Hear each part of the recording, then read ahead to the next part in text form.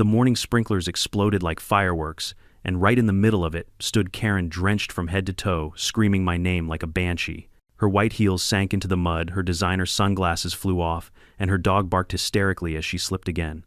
"John, you'll pay for this," she shrieked. From my porch coffee in hand, I simply smiled, because what she didn't realize was that this wasn't an accident. It was the final step in a plan I'd been building for weeks. You see, Karen, the almighty head of our HOA, had spent months cutting across my lawn like it was her private shortcut to the heavens. I warned her, I posted signs, I even reported it. But when she mocked me in front of the whole neighborhood, I decided words weren't enough. That morning, when the sprinklers hit, justice finally bloomed right on my lawn. Before we dive into this crazy HOA showdown, comment your city and local time, and don't forget to subscribe if you love seeing karma in 4 kelvins. I moved into this neighborhood for peace, a quiet corner of the suburbs where lawns were green, fences were white, and life moved at the speed of birdsong. I worked 20 years as a structural engineer before early retirement. My lawn became my sanctuary, the place where I could breathe, think, and forget that the world outside still spun too fast. But peace never lasts long where there's an HOA. It started small, a single footprint on the edge of my grass one morning. I thought it might have been a mail carrier or a neighbor's kid. I fixed it and brushed it off. The next day, 2 footprints, then tire marks from a small bike. By the end of the week, there was a clear path, a diagonal trail cutting right across my lawn from Karen's driveway to the main sidewalk. Karen lived 2 houses over early 52nds, perfectly ironed blouses, short blonde hair that never moved an inch, even in a hurricane. She was the kind of woman who didn't walk, she paraded. And when she walked across my property, she did it like a runway model on borrowed ground. At first, I approached her politely. "Hey Karen," I said one morning, catching her mid-cross heels stabbing my freshly watered grass. "Do you mind taking the sidewalk instead? The lawn's not meant for foot traffic." She looked at me like I'd just insulted her ancestors. "Oh, John," she said, smiling sweetly, but with that razor edge only Karens possess. "This is community land. The HOA maps clearly show the easement extends through here." "That's not true," I replied calmly. I checked the plat myself.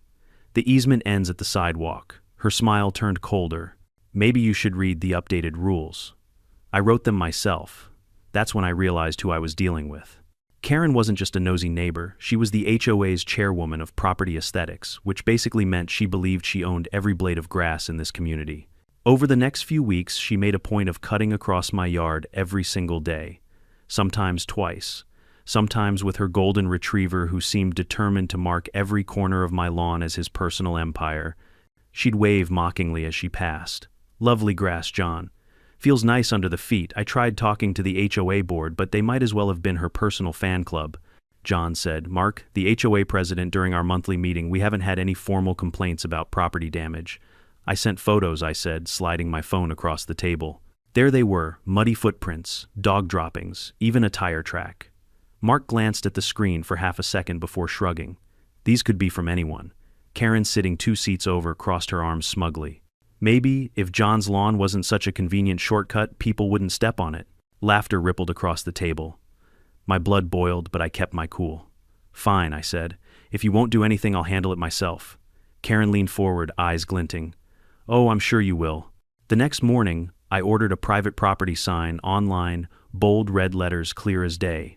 I posted it at the edge of my lawn. The very next day, the sign was gone. Not fallen, not blown over, gone.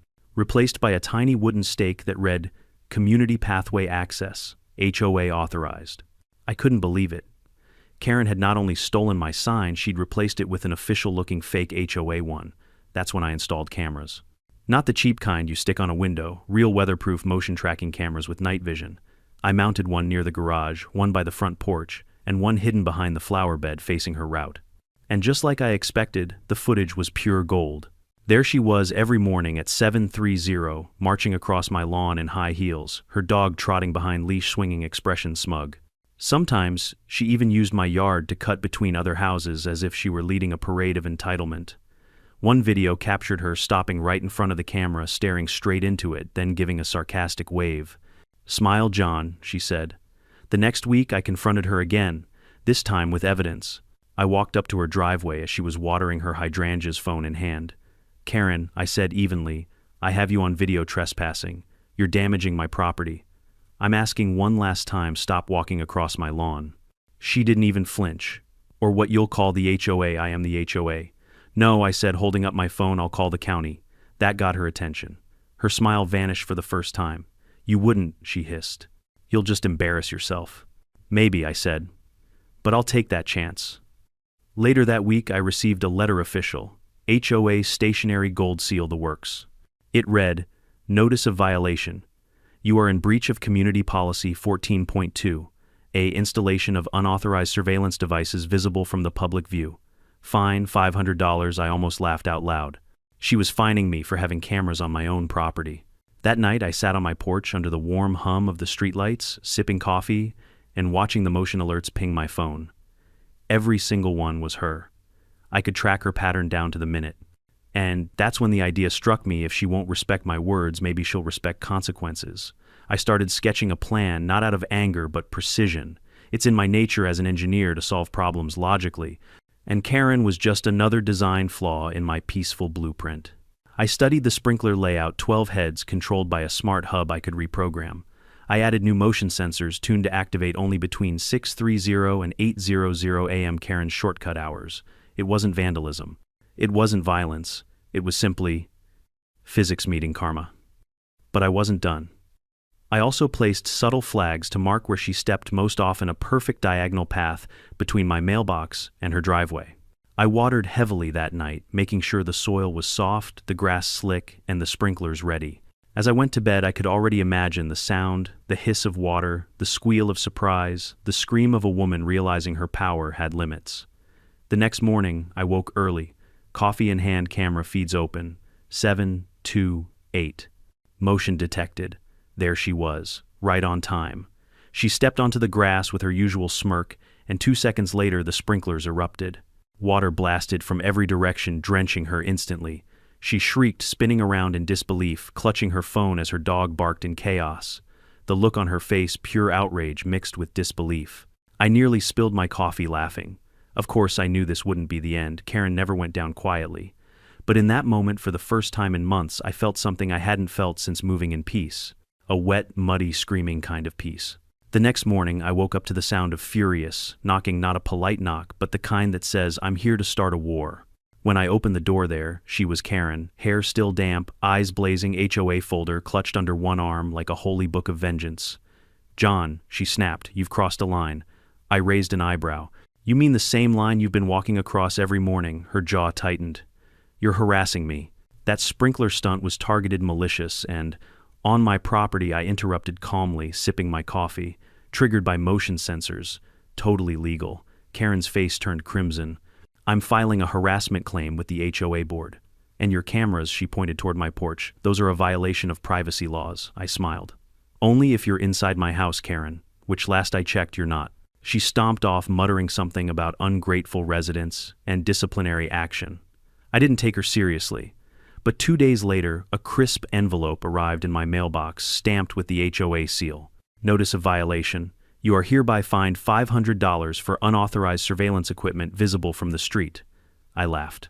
Out loud.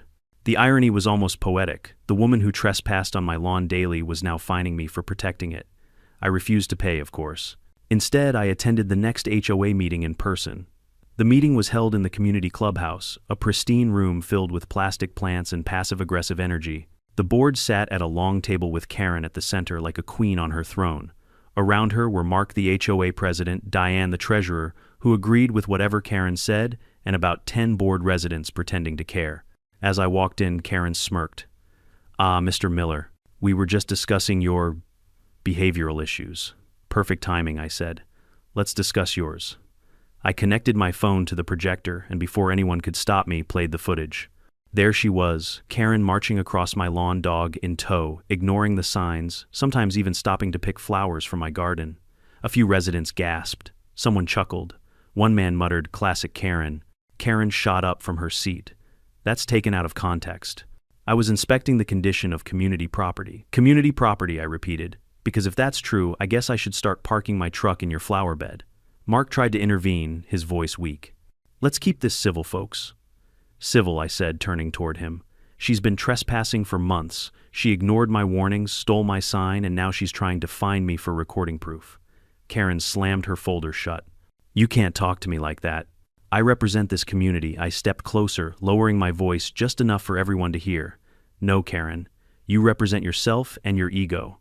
For a moment, silence filled the room. Then a slow, sarcastic clap came from the back.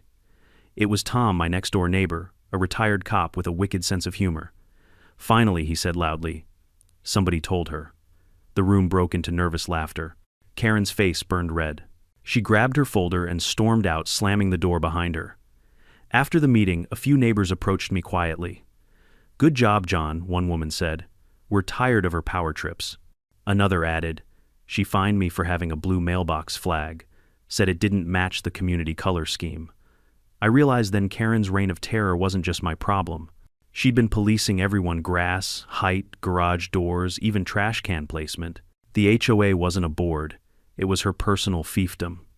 That night I sat on my porch again thinking. I had won a small battle, but Karen wasn't the type to let things go. I needed to prepare for her next move. It didn't take long. 2 days later, I came home to find a bright orange notice taped to my door. Mandatory inspection. Notice: HOA inspectors will evaluate your property for compliance with community standards. Non-compliance may result in penalties. And who was leading the inspection team? You guessed it, Karen. She showed up that Saturday morning with 2 board members and a clipboard. I watched from the porch as she inspected my fence with exaggerated frowns, measured my mailbox post, and even crouched to check the spacing between paving stones. Your lawn looks uneven, she said at last. We might have to require you to resod it. I smiled. Maybe because people keep walking across it. She ignored me scribbling on her clipboard like a courtroom stenographer. You'll receive an official notice soon. I leaned forward. Karen, do you ever get tired of this, of pretending you're running a kingdom? She stood up, straight, lips tight. Rules are what keep this community beautiful. Funny, I said, because from where I'm standing, they just make it miserable. Her expression didn't change, but I saw something flicker in her eyes, not guilt, but fear of losing control. That night, I went through my camera footage again. Something strange caught my eye. Karen had started cutting across my yard after dark. Around 9 p.m., her flashlight beam glided over my grass like a ghostly searchlight. Sometimes she'd pause, look toward the cameras, then hurry away. What was she doing? Checking if the sprinklers were still active, looking for another excuse to find me. Whatever it was, I knew one thing: she couldn't resist that lawn. It was like an itch she couldn't stop scratching. So I adjusted my plan. I reprogrammed the sprinklers to detect both movement and heat signatures. That way they'd trigger even at night. I also fine-tuned the water pressure strong enough to shock, not enough to injure. The next evening I sat in my living room with the camera feed open on my laptop. 9:07 p.m., there she was. Dressed in a pale pink tracksuit, flashlight in hand, tiptoeing across my grass like she was sneaking into Fort Knox. The moment her foot crossed the sensor line, psh, jets of water blasted up from the ground like mini geysers. She screamed, slipped, and went down hard. Her flashlight spun into the air, landing with a thud. I couldn't help it. I laughed so hard I nearly dropped my coffee. She scrambled up, soaked and furious, waving her flashlight like a sword. You'll pay for this, Miller. I muted the microphone so she couldn't hear me laughing through the speakers. The next day I got another letter. This time it was hand-delivered. Final notice. Continued acts of aggression and sabotage toward HOA members will result in legal action. Aggression, sabotage. I hadn't even left my house. That was when I realized I wasn't dealing with a normal neighbor. I was dealing with someone addicted to control. Every rule, every fine, every confrontation gave her power. And the only way to beat someone like that was to take that power away. So I stopped arguing, stopped reacting. I let her think she'd won. I ignored the fines, the threats, even the smug waves as she passed. But behind the scenes, I was setting up something far more satisfying than a sprinkler prank, something she'd never see coming. And this time, I wouldn't need water. The morning the sprinkler show went live, the neighborhood felt like a set piece in a dark comedy, and I had the front row seat. I woke early, as I always do, more out of habit than need. There's a certain calm in the half-light before the street wakes up, a soft hum of distant traffic, a few birds arguing over territory, the smell of coffee drifting from a neighbor's kitchen. I made coffee, pulled my laptop onto the porch, and opened the camera feeds like a bored general checking his scouts. I'd spent days calibrating those sprinklers. It was not a slapdash prank. It was an engineering problem with one very satisfying solution. 12 sprinkler heads carefully phased so water would intersect in a grid. motion sensors tuned only to pedestrian footsteps crossing a narrow set of invisible trip lines, a central controller set to a pressure that would douse and humiliate, not injure. I'd tested it on a stuffed lawn chair and a few spare shoes in the dark, adjusting angles and timing until the pattern looked like a choreographed fountain. At 7:27 a.m., the first motion alert pinged my phone. I clicked the feed and saw her Karen already half a block away, striding in that same exaggerated gait she used like a declaration of conquest. She wore a pale trench coat that morning and those ridiculous white heels that never seemed to meet reality. Her dog trotted in perfect obedience by her side leash looped around its owner's wrist like a trophy. She crossed the curb. The camera tracked her like a stage light. I could see the little smirk that had become her signature, the expression that read, "I get to decide how this place runs." She didn't glance at the private property sign. She hadn't for months. She didn't even glance at the cameras anymore. They'd become a background prop to her show. When her shoe touched the grass, the sprinklers woke. The sound was immediate, a collective gasp of water jets like a troop of miniature geysers bursting from the earth. Water hit with clean, deliberate force, a vertical curtain that soaked coat and hair within seconds. She staggered as if struck. Her dog yelped and spun. Karen's hands flew to her face, her hair matted down by the spray. Her heels slipped on the soft, wet turf, and she caught herself on a decorative rock, then loosed a scream that split the morning. From the porch I watched with a strange, guilty joy. It wasn't cruelty that made me grin, it was the symmetry of it. Here was a woman who had walked across my life like she was owed it, and nature, helped by a little human ingenuity, had reminded her that property lines exist for a reason. Karen spun like a tornado trying to find the culprit. She looked straight at the house as if I was going to throw open the door, wagging finger at her. She called my name loud, accusatory, theatrical. A few early commuters glanced over and then looked away. I could see the anger in her eyes, a dangerous bright red that meant she was recalculating. She fled toward the sidewalk, stamping at her shoes and shivering. Her designer sunglasses lay in the grass, a casualty of the chaos. A neighbor across the street stuck his head out, leaned on his mailbox and chuckled. Another man jogged past, slowing just long enough to give me a thumbs up. Little ripples of amusement spread like conspiratorial poppies. I felt oddly vindicated. Minutes later, the HOA hotline started ringing. Karen called the board. I knew because my phone pinged multiple people, forwarded screenshots, short messages, the universal social proof.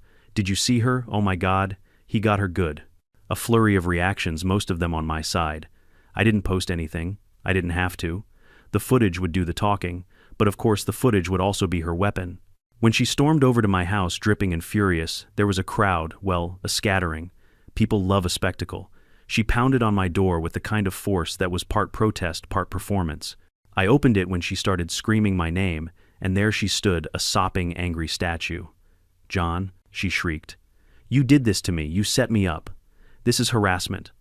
I kept my voice low and steady. "Motion sensors and sprinklers," I said. "On my property. You were trespassing." "Those cameras," she began, and I held up a hand. "Yes, Karen, my cameras. They captured everything. You can see for yourself. I didn't invite her in. I didn't need to." I pulled up the footage on my phone and handed it to the neighbor nearest to the porch, a respectable older woman who'd been my ally since I'd moved in. Watching the clip, a dozen neighbors saw what I had been seeing for months, the same woman cutting across the grass day after day. The clip was short and brutally clear. Some faces in the crowd softened, others pursed in forced neutrality. "You'll ruin me, Karen," spat eyes wild. "I'll have you fined. I'll have you." "You threatened me with fines," I replied. "So I defended my property. That seems fair." Her face blanched when she realized the evidence existed to contradict every shrug she'd passed off as nothing. She stormed back across the street, flinging words like arrows. I watched her climb into her SUV, still dripping, still red-faced, and I watched as she drove off, ornamental rage retreating into the inside of a car. For a day or two, the neighborhood hummed like a hive. People whispered in the mailroom. The HOA board predictably sent a formal email: "Please resolve neighbor disputes amicably. Refrain from installing equipment visible from public view." Translation: Karen had pulled strings. The board was still implicitly invested in her version of order. But under the glossy sentences of that email, a different reality was seeping in, proof now visible that her behavior wasn't an isolated eccentricity. It was pattern, and patterns are hard to defend once they're recorded. Predictably, Karen retaliated. She filed a harassment complaint against me, with the board claiming the sprinkler activation was a targeted attack meant to humiliate. The board, thin-lipped and vague, scheduled a meeting to mediate. I attended with my phone, my receipts for the sprinkler system, and the camera footage neatly time-stamped. I wanted them to see what I saw. At the meeting, she stood in front of the board like an accuser who'd already written the verdict. Her speech was all righteous indignation. "This property owner assaulted me," she declared, delivered with a voice that trembled from anger, not sadness. I played the footage. No one could dispute the clear violation, clear trespass, clear payback. The board avoided condemning her publicly. They couched their language in the neutral, bureaucratic terms that act as a balm for community outrage. Both parties are reminded to act in good faith, read the minutes. It was a draw on paper, but in the street something had shifted. People began to talk more openly about rules Karen had enforced with a heavy hand, petty fines, arbitrary mandates, the thud of authority used to shame and humiliate. She had been the executive arm of an HOA that never questioned itself, and now she looked less like an enforcer and more like a bully in a cardigan. And that scared her. Bullies are most dangerous when cornered because they lash out, not because they change. I knew she'd retaliate, escalate, try to find a way to make me pay. That's what made my next moves delicate. I wanted a result that would close the matter, not one that would drag on into legal wrangling and neighborhood fission. So I did what I always do when faced with a complicated design problem. I iterated. The sprinklers had been a message boundaries matter. They had also exposed the crowd's appetite for a little poetic justice. But they were by design temporary. Wet clothes dry, humiliation fades. If I wanted a stronger, cleaner finish, one that would force a structural change in how this HOA operated, I'd need evidence on a larger scale and a move she couldn't hide behind a badge of petty authority. I began sketching in my head, and on the back of a receipt, a plan that layered proof, community support, and a trap that would highlight the deeper problem: her misuse of HOA privilege. The sprinkler was just the first act. The next act would make people look beyond the day's drama and into the pattern beneath it. But first I let the water settle. People would talk. Karen would seethe.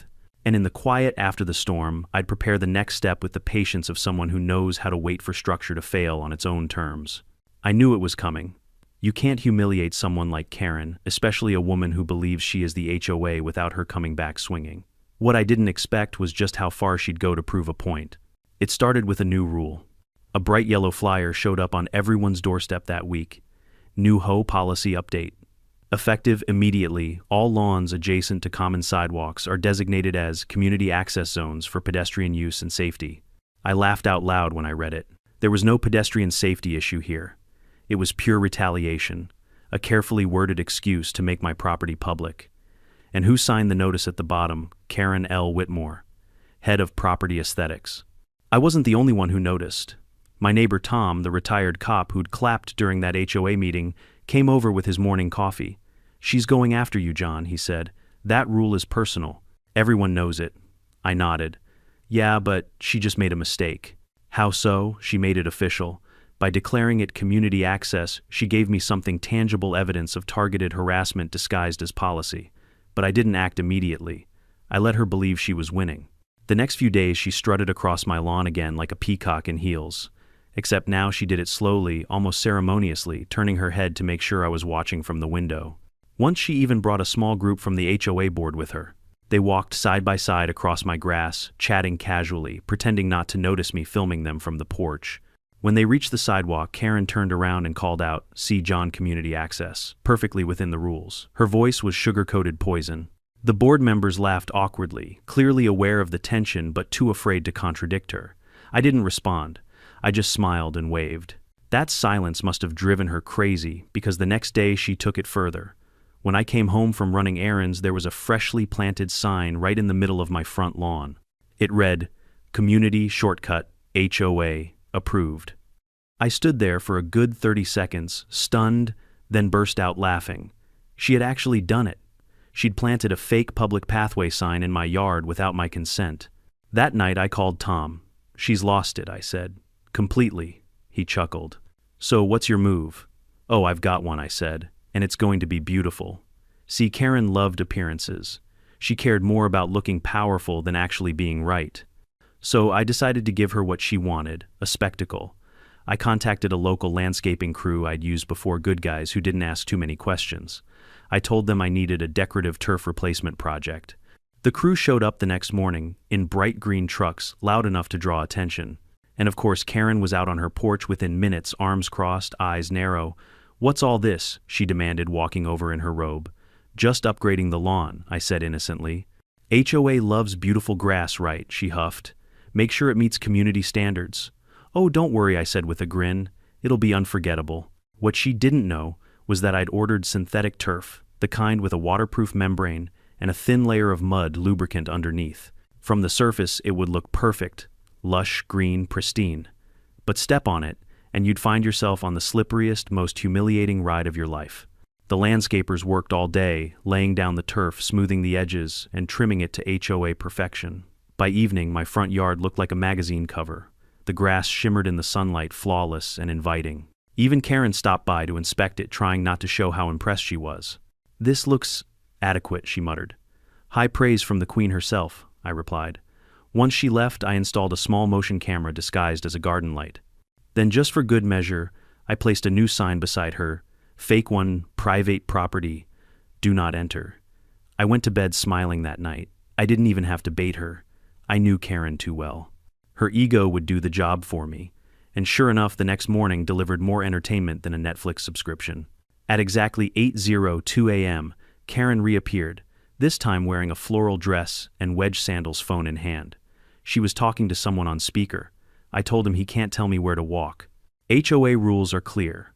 Then she stepped onto the turf. 1 foot, 2 feet, a faint squelch, and then whoosh. Her feet shot out from under her like she'd stepped on an ice rink. She went down hard flat on her back with a sound that made me wince even through the laughter. Her phone flew into the air and landed right in a puddle near the sprinkler edge. Her dog barked in panic. Karen sat up, drenched in mud from the thin layer seeping through the seams, her hair plastered to her face. Her expression was priceless, a cocktail of disbelief, outrage, and sheer embarrassment. I stepped out onto the porch, coffee in hand, trying my best not to laugh. "Morning, Karen," I said casually. "Grass feels different today, huh?" You did this on purpose," she screamed, pointing at me with a shaking hand. "Looks like gravity did most of the work," I said. "You might want to read the sign next time."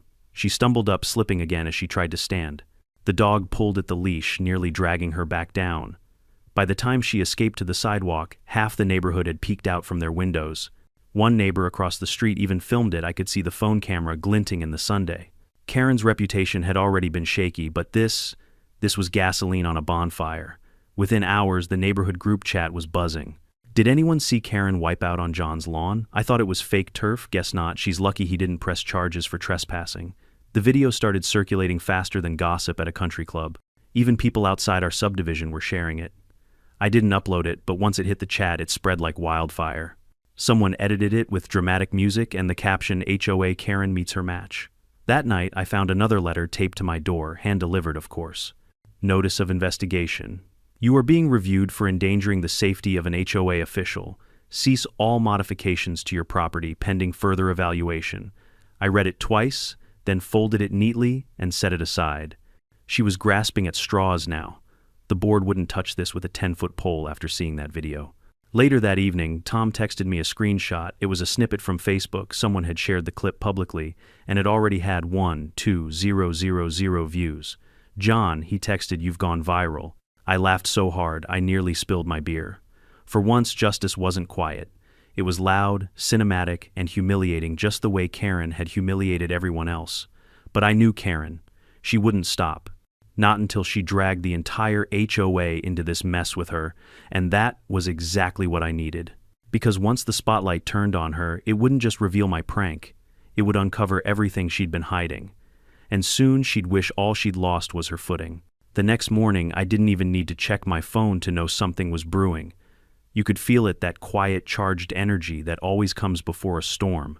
Birds were chirping, the sky was painfully blue, and yet the air felt heavy, like the neighborhood itself was holding its breath. By 8:30, I heard the sound of heels clicking, sharp, angry, deliberate. I peeked through the blinds, and there she was again, Karen this time dressed for war. Navy blue pantsuit, clipboard in hand, sunglasses perched like armor. And beside her, 2 HOA board members, Mark the spineless president and Diane the treasurer, who'd once fined a man for using beige curtains instead of white. Behind them, to my utter disbelief, was a local news van. My jaw nearly dropped. She'd actually called the media. The van parked right in front of my driveway, and a young reporter hopped out, microphone in hand, eyes gleaming with the excitement of suburban chaos. A cameraman followed. Karen greeted them like she was a celebrity, giving a statement outside the courthouse. "This way," she said, pointing dramatically at my house. "We're dealing with an aggressive property owner who's been endangering our community with illegal modifications." I could practically hear the quotation marks around aggressive.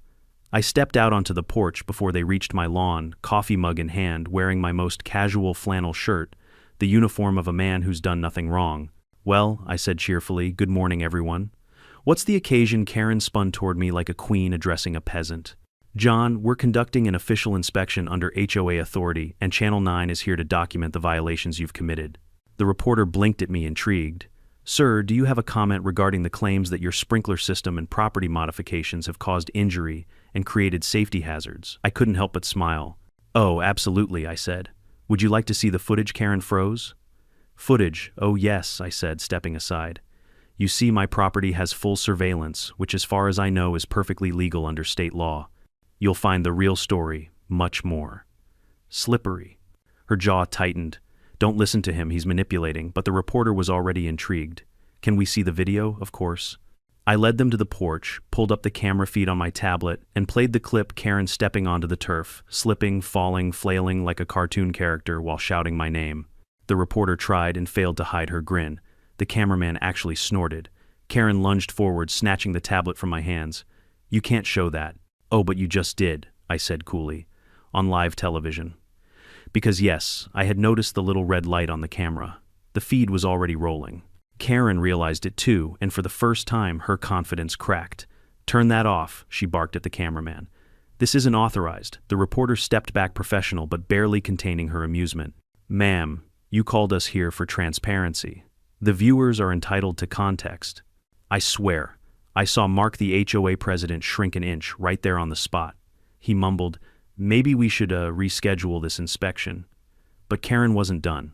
"This man has waged psychological warfare against me," she shouted, pointing at me like an old-time preacher condemning sin.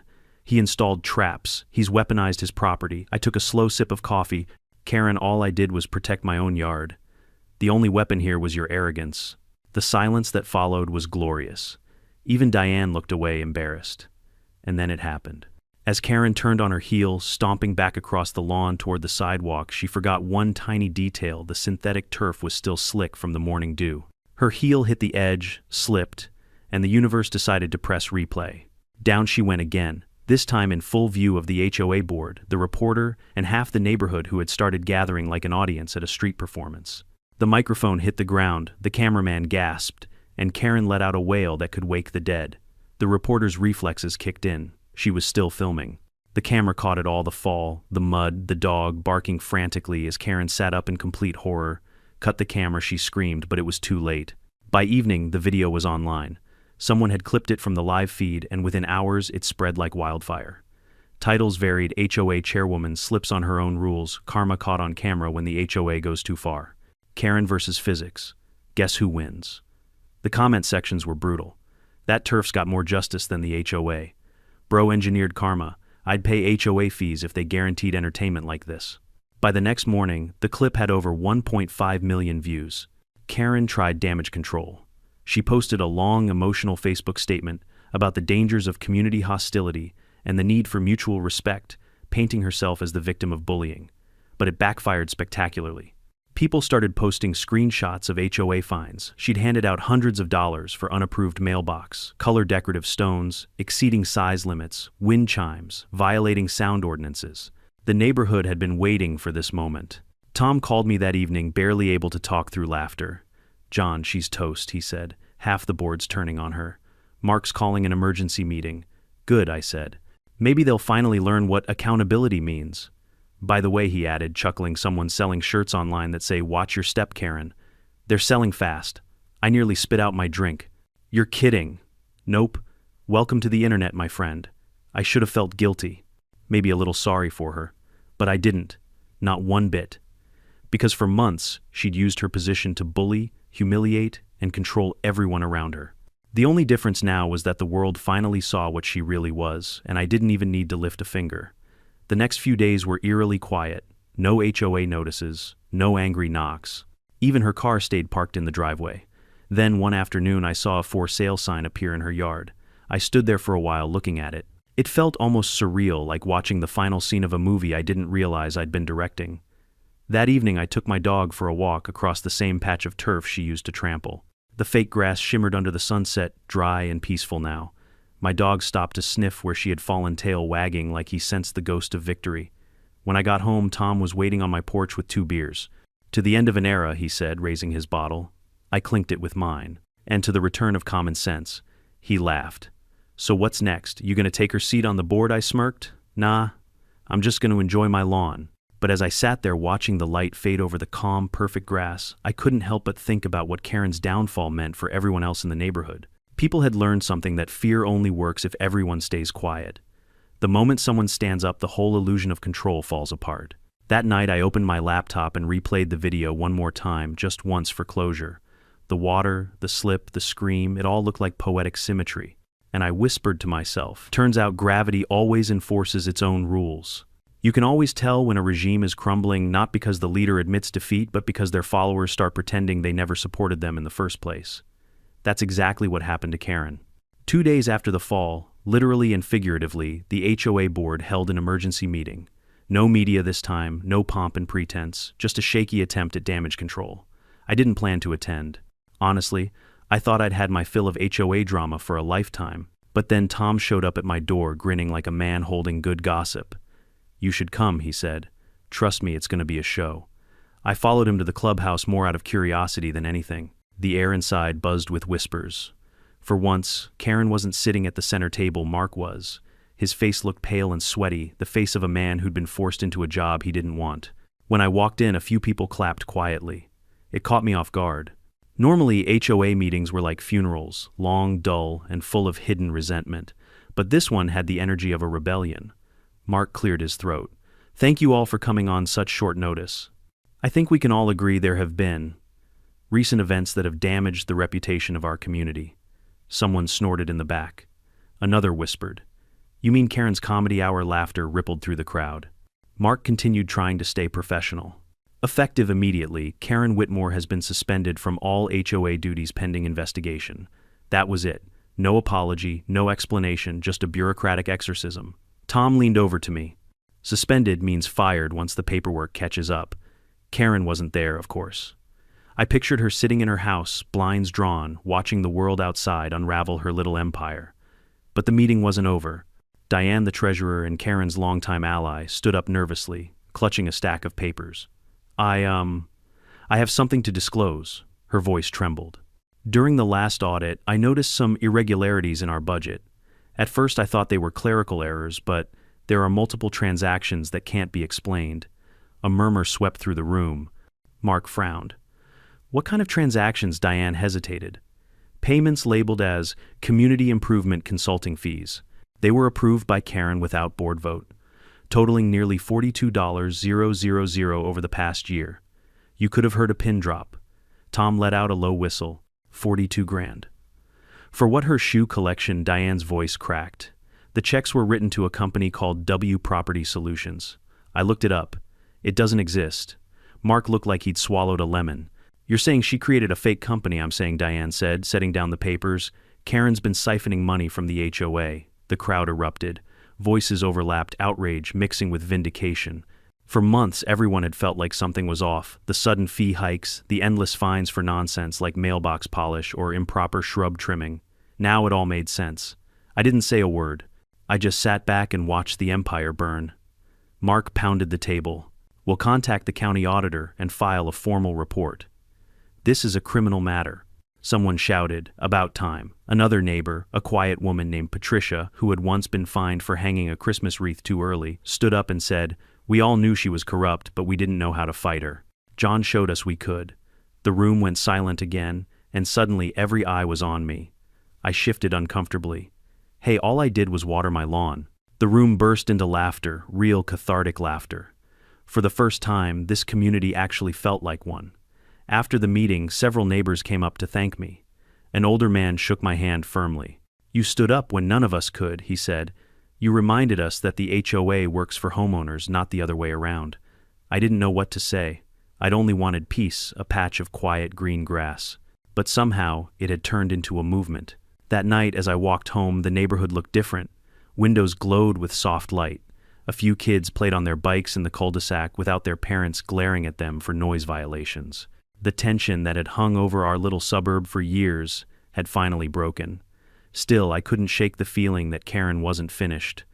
People like her rarely go quietly. Sure enough, the next morning an envelope appeared in my mailbox, handwritten, no return address. Inside was a single note: "You think you won. You have no idea what I'm capable of. K." I almost laughed. "Classic," I muttered, tossing it in the trash. But that same afternoon, something else arrived, something that made me stop laughing. A second envelope, this time from the county clerk's office. Inside was a refund check from the HOA's escrow account, addressed to me for $1,200, the exact amount of fines Karen had slapped me with over the last year. There was also a note from the interim board: "Mr. Miller, please accept this reimbursement for the wrongful fines assessed against you. Thank you for helping us uncover financial misconduct." So the county really was investigating. She was done. Tom came by later that day with a six-pack and a grin. Guess what news says? The HOA treasurer turned over everything to the police. "Karen's being questioned." I raised an eyebrow. "Embezzlement." He nodded. "Among other things." Apparently, the county audit uncovered more than just phantom consulting fees. Karen had been routing HOA funds through fake maintenance invoices, paying herself for inspection duties, even using HOA credit to buy furniture and wine for community events that never existed. "She's going to lose her house," Tom said, shaking his head. I thought about that for a while. I should have felt triumphant, and part of me did, but there was also a strange emptiness. Revenge stories always feel satisfying until the credits roll, and you realize someone's life just imploded. Still, I couldn't deny that justice had been served. A week later, I saw her one last time. It was early evening, and a moving truck was parked in front of her house.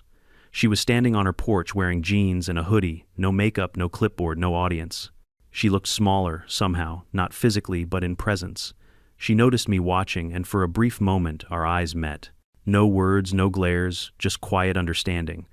Then she turned, climbed into her car, and drove away. The next morning, the for sale sign had a red sticker across it: "Sold." The HOA met again, a few days later, this time to rewrite the community bylaws. They abolished arbitrary fines, created a transparency rule for expenses, and voted for a rotating leadership model so no one person could ever hold unchecked power again. And guess who they asked to help draft it? Me. At first I declined. I'd had enough drama to last a decade. But Tom convinced me. "You've already fought the dragon," he said. "Might as well make sure it doesn't grow back." So I did. We spent weeks rebuilding the HOA from the inside out, fairer, clearer, and blessedly quieter. One evening, as the sun dipped low and the neighborhood kids laughed in the distance, I walked out to my porch with a beer in hand. The turf gleamed under the golden light, still flawless. No footprints, no trespassers, just peace. And for the first time in months I exhaled. Maybe revenge wasn't the real victory. Maybe it was the silence that came after, the kind of silence that means you've finally won something bigger than a fight. You've won your peace back. Peace in the suburbs is a fragile thing. It can vanish with a single barking dog, a new fence too close to the line, or a neighbor who believes a clipboard gives them divine authority. For months after Karen's departure, the neighborhood breathed like it hadn't in years, slow, steady, cautious. Lawns looked greener, people smiled more, and for the first time, our community meetings didn't feel like court trials. I thought the story was over. But karma, I've learned, has a funny way of tying loose ends with a bow you don't expect. It was a Sunday morning when I found a plain white envelope sitting in my mailbox. No return address. No handwriting I recognized.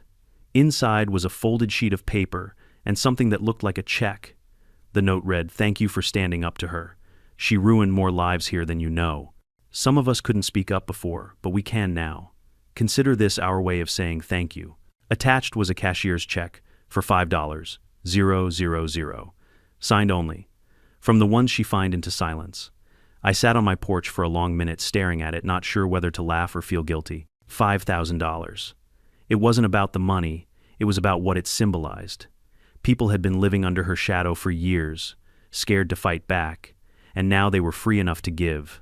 Tom wandered over later that afternoon, beer in hand. "You look like you just got a letter from the IRS." "Worse," I said, handing him the note. "I think I just got thanked." He read it, then whistled low. "Guess the neighborhood's paying you reparations." I chuckled. "I don't want their money." "Then use it for something good," he said. "Make it mean something." That stuck with me. So the next week, I did something I never thought I'd do. I proposed a new community project. At the next HOA meeting, my first as an elected member, ironically, I stood and said, "We've spent too long defining this neighborhood by rules and punishments. Let's define it by something else." I showed them a plan, a small community garden in the unused green space at the end of the cul-de-sac. Each household could plant something, flowers, vegetables, herbs, whatever they wanted. No fees, no restrictions, no fines, just neighbors building something together. There was a long pause.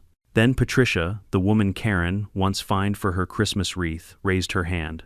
"I'll donate seeds," she said. Then Tom added, "I'll build the boxes." By the end of that meeting, every single person had volunteered for something. It was the first unanimous vote the HOA had ever made. 2 months later, the garden was alive. Rows of tomatoes, sunflowers, lavender, and mint. Kids came after school to water the plants. Retired folks sat on benches and traded recipes. Every time I passed by, someone waved. There was laughter instead of tension, and in some quiet, poetic way, Karen's downfall had planted the first seed of that peace. But the twist, the real twist, came a few weeks later. I was sorting mail one morning when I noticed an unfamiliar name on the house 2 doors down. The for sale sign in front of Karen's old place had been replaced with "Welcome Home." That evening, a moving truck arrived and out stepped a woman in her mid-40s, tall brunette, wearing jeans and a t-shirt that said, "HOAs, making simple things complicated since forever." I couldn't help but laugh. As she unloaded boxes, I walked over to introduce myself. "Hey there, welcome to the neighborhood," I said. "I'm John." She smiled, wiping her hands. "Nice to meet you, John. I'm actually kind of familiar with this place. My sister used to live here." My stomach dropped. "Your sister?" She nodded. "Karen Whitmore. I figured I'd clean up what she left behind. For a second, I thought she might be here for revenge. But then she laughed softly as if reading my mind. "Don't worry. I'm not her. In fact, I haven't spoken to her in over a year, not since she started whatever power trip she was on." "Where is she now?" I asked cautiously. "She moved to Arizona," the woman said, smiling sadly. "Bought a house in one of those communities without HOAs. Guess she finally learned her lesson." I exhaled a slow, surprised breath. "That's poetic." "She said she's growing vegetables," her sister added. "Maybe it's good for her. Maybe it's her own version of starting over." I didn't know whether to laugh or cry. The image of Karen, once the self-proclaimed queen of suburban order, kneeling in the dirt to plant tomatoes under her own rules or lack thereof, was almost too perfect. As her sister unpacked, she looked at my lawn and said, "You're the guy who had the sprinklers right." I hesitated, embarrassed. "Word travels fast," she grinned. "Don't worry. Karen might have been impossible, but even I have to admit that was brilliant." From that day on, she fit right in. No drama, no fines, no chaos, just a good neighbor. And for the first time in a long time, that corner of the street wasn't cursed with tension. Sometimes late at night, I'd walk past the community garden and think about how everything had started with a simple patch of grass. Just one stubborn woman who thought she could control everyone else, and one tired homeowner who finally said no more. The story had spread far beyond our little neighborhood. I'd even gotten a few emails from strangers who'd seen the viral video. Most said things like, "You inspired me to stand up to my HOA," or "Thanks for proving karma's real." One even wrote, "I watched your story with my dad, he hasn't laughed that hard in years." And honestly, that meant more to me than anything. A few weeks later, I finally cashed that mysterious $5,000 check and used it to install solar lighting around the community garden. On the opening night, kids ran between the glowing pathways while neighbors chatted and shared lemonade. The air smelled of mint and fresh soil. Tom raised his glass and said, "To John, the man who turned revenge into renovation." I laughed, shaking my head. "No, Tom. To the neighborhood and to learning that the best revenge is peace that lasts." Everyone clinked their glasses, and for a moment under the warm string lights and laughter, it felt like we'd rewritten the story completely. Maybe that's what this whole saga was about, not payback, not humiliation, but rediscovering what it means to belong somewhere without fear. Because power built on control always collapses. But respect, that grows roots. And as I stood there watching my once battleground lawn bathed in golden light, I couldn't help but smile. The grass was greener not because I fought for it, but because I let it grow. In life, some battles aren't about victory, they're about boundaries. It's easy to let anger consume you when someone crosses your line, but sometimes the smartest revenge isn't loud or cruel. It's patient, poetic, and precise. I learned that standing up for yourself doesn't mean fighting dirty. It means refusing to be small, refusing to be walked on literally or metaphorically. Karen's downfall wasn't about humiliation. It was about truth catching up. And here's the beautiful part. When you stop living in reaction to someone else's chaos, you finally start living in peace. So if you're watching this, ask yourself, what would you do if someone kept trampling your peace? Would you fight back with anger or build something better in its place? Drop a comment below. Tell me where you're watching from and if you've ever dealt with a Karen of your own. And don't forget to subscribe for more wild HOA dramas and satisfying stories of poetic justice.